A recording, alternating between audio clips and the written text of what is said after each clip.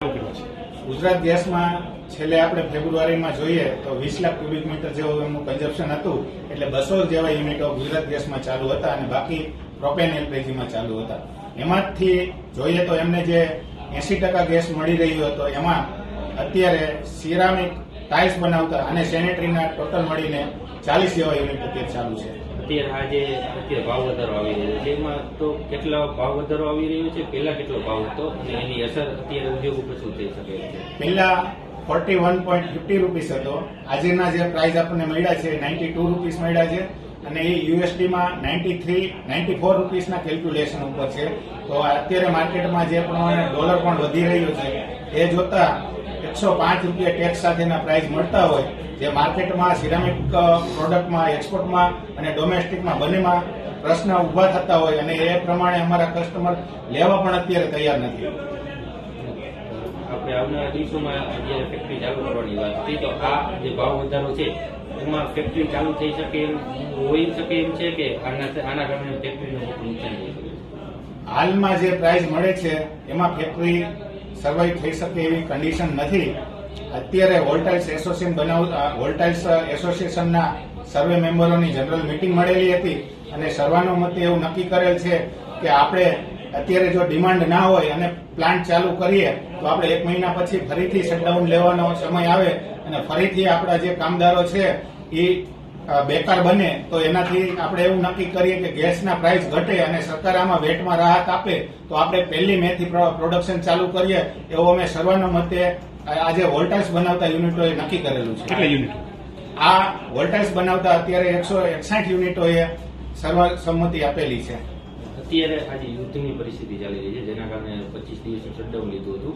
તો અત્યારે આ જે ઉદ્યોગ છે એની પરિસ્થિતિ શું છે અને ત્યાં સુધીમાં જે આખો ઉદ્યોગ છે સિરામિક ઉદ્યોગ ચાલુ થઈ શકે એમ છે અને એક્સપોર્ટની શું સ્થિતિ છે?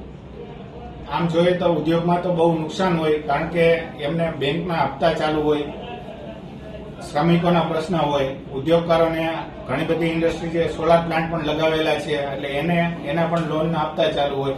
એટલે મંદીમાંથી જ આમ તો છેલ્લા ઘણા સમયથી આ સિરામિક ઉદ્યોગ સફર કરી રહ્યો હતો અને એમાં જ્યારે આ પરિસ્થિતિ આવી એટલે ઉદ્યોગોને ટૂંકા ગાળાનું તો નુકસાન છે પણ લાંબા ગાળે પણ ઘણું નુકસાન થવાનું છે. એક્સપોર્ટ માર્કેટની અંદર જે જીસીસી કન્ટ્રી છે એમાં આપણે 25% જેવું એક્સપોર્ટ થઈ રહ્યું હતું, એ પણ હવે 2 વર્ષ સુધી આપણને એમાં શક્યતા બહુ દેખાતી નથી અને આપણો કોમ્પ્યુટર કન્ટ્રી ચાઇના છે એટલે એની સામે આપણી પ્રોડક્શન કોસ્ટ વધી જતી હોય, આપણને એક્સપોર્ટ માર્કેટમાં પણ મોટું નુકસાન જવાનું હાલ દેખાઈ રહ્યું છે.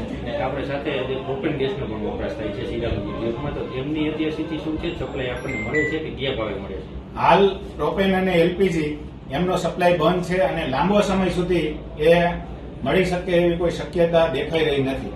અને સિરામિક ઉદ્યોગ આપણે 25 દિવસ જેટલું શટડાઉન લીધું છે ને હજી આવનારા દિવસોમાં શટડાઉન વિચારી રહ્યા છીએ, તો ઘણી બધી મોટી સંખ્યામાં જે શ્રમિકોને એ લોકો કામ કરતા હોય છે, તો એમની સ્થિતિ શું છે અને શું કહેશો? ઉદ્યોગોમાં 25 દિવસનું ઓલરેડી શટડાઉન હતું. એ સમય દરમિયાન તો હજુ પણ ડિસ્પેચ અને મેન્ટેનન્સ જેવા કામો ચાલતા હતા એટલે 50% ક્યાંક શ્રમિકો અને કારીગરો ફેક્ટરીની અંદર નોકરી માટે આવતા હોય, પણ જ્યારે હવે 1 મહિનાનું શટડાઉન આવી રહ્યું છે ત્યારે મોટા ભાગના લોકોને ઘરે બેસવું પડે એવું દેખાઈ રહ્યું છે, કારણ કે ફેક્ટરીઓ પણ 15 થી 25 દિવસની વચ્ચે એનું મેન્ટેનન્સ અને બીજા કામ પૂરા કરી લીધા હોય છે. ગેસના આ જે અસહ્ય જે ભાવ વધારો આવ્યો છે એ બાબતે આપણે ક્યાં સુધી રજૂઆત કરવામાં આવશે ને શું કરવાનું?